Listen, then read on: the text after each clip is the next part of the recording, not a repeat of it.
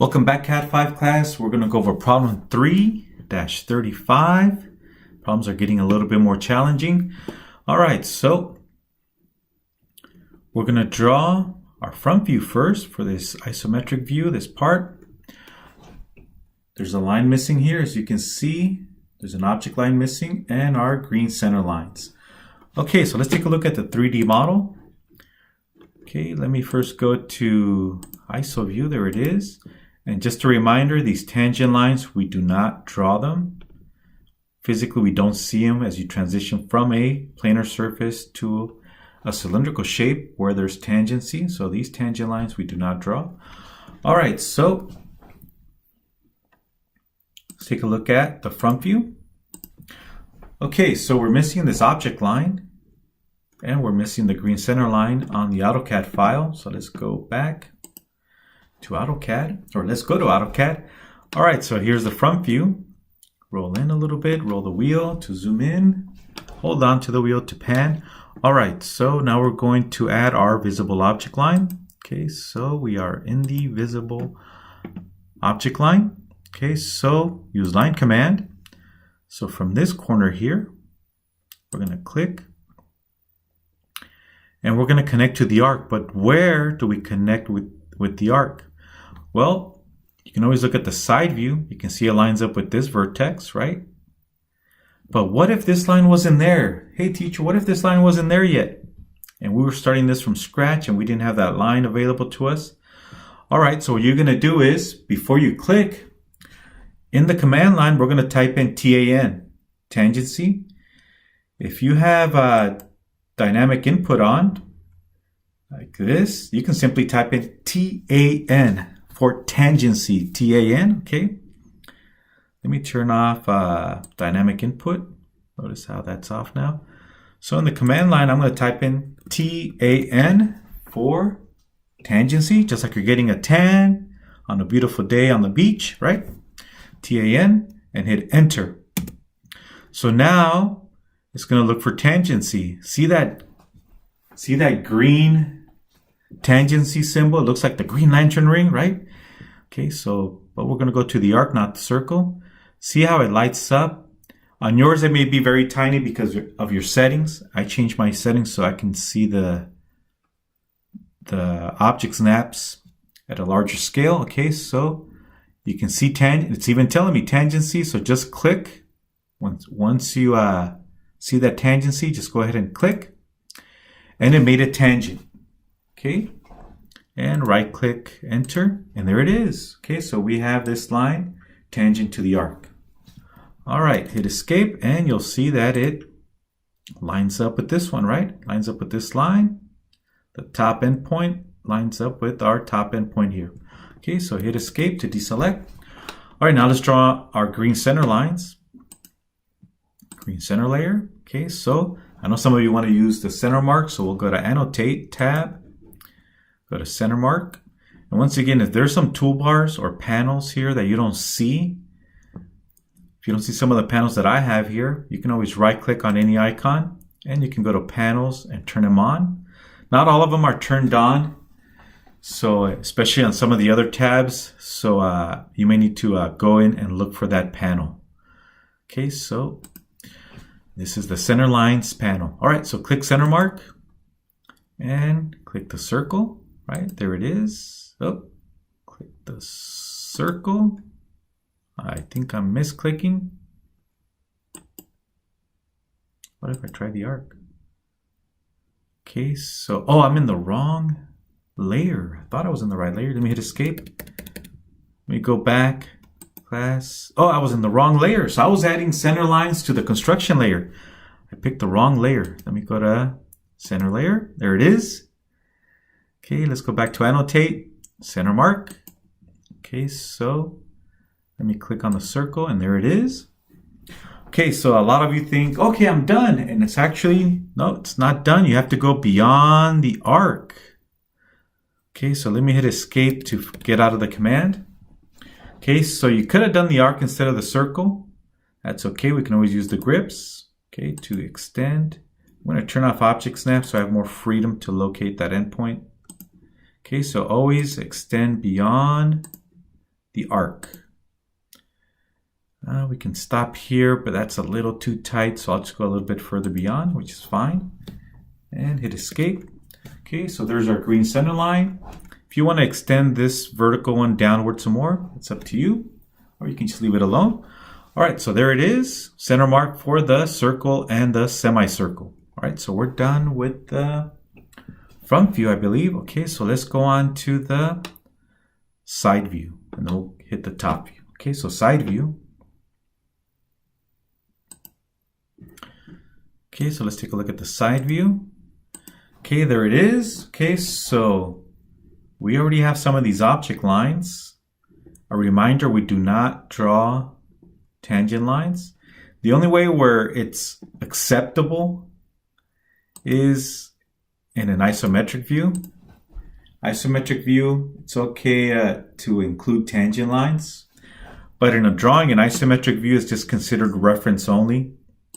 So when the machinist, let's take a look at the answer key, or the inspector is looking at your drawing, they're going to focus on these three views. The dimensions are missing. Later on we'll do dimensions.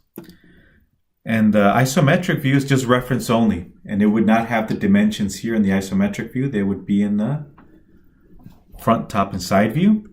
Okay, so isometric views are considered reference only. It's only a visual to help you visualize the other three. And also, if you wanted to draw the tangent lines here, you may in the isometric view. That's the only area. There's a few exceptions, but typically you don't put it on the front, top, and side view or other orthographic views.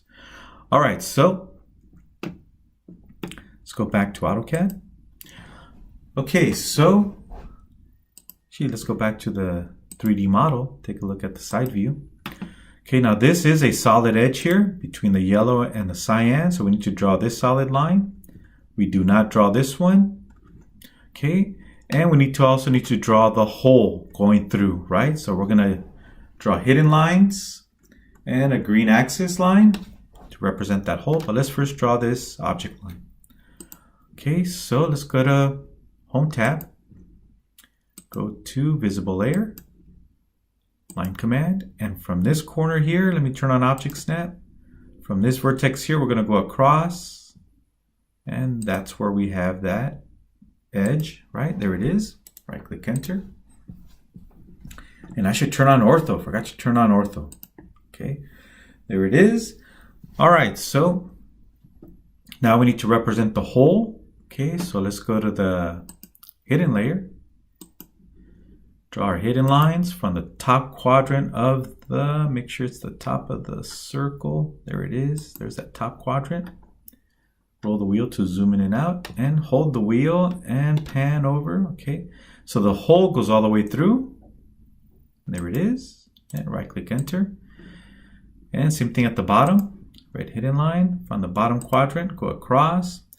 And here it's going to overlap the visible thicker white object line. Click and right click Enter. All right, so we're going to take these hidden lines and shorten them using the grips. Again, it runs through the whole thickness or depth of the side view. Do the same thing with this one. Okay, and hit escape on the keyboard.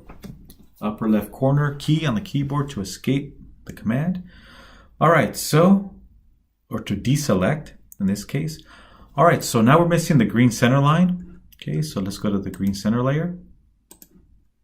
Line command.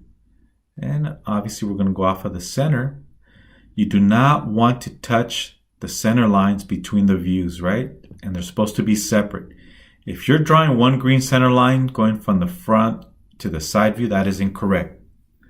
Okay, they're supposed to be kept separate. Okay, so there it is, our green center line going across. And click and right click Enter to exit. Okay, there's our green center line. Okay, so let's take a look at once again, our side view. And we do not draw this line, that tangent line, nor this one, because in real life you don't see them. If I turn off the edges, it'll just be a smooth transition. You don't see any sharp edges. Okay. And I think we got everything else. All right, so now we can move over to the top view. So let's take a look at the top view. Okay, so top view, just like the side view, we need the hole, right? We have that salmon colored hole. It goes all the way through. And we have these object lines here, right? Do not draw this tangent line. Okay, so let's go ahead and complete the top view. Let's first do the hole. Okay, so let's get the hole out of the way. It's a lot easier, right? Okay, so let's go to the hidden. Well, since we're in the center line, let's take care of the center line first. Let's draw the center line. And again, it's off the center of the hole. I should have put more space between the views. This is way too tight. I want to put a little gap between this green center line and the front view and our new one. Okay, so I did a poor job of providing enough space between the views. This is way too close together. All right, and later on I'll show you how to add more space between the views when we start dimensioning and putting measurements in between the views. All right, so there's our green center line. Now let's draw our red hidden lines representing the hole.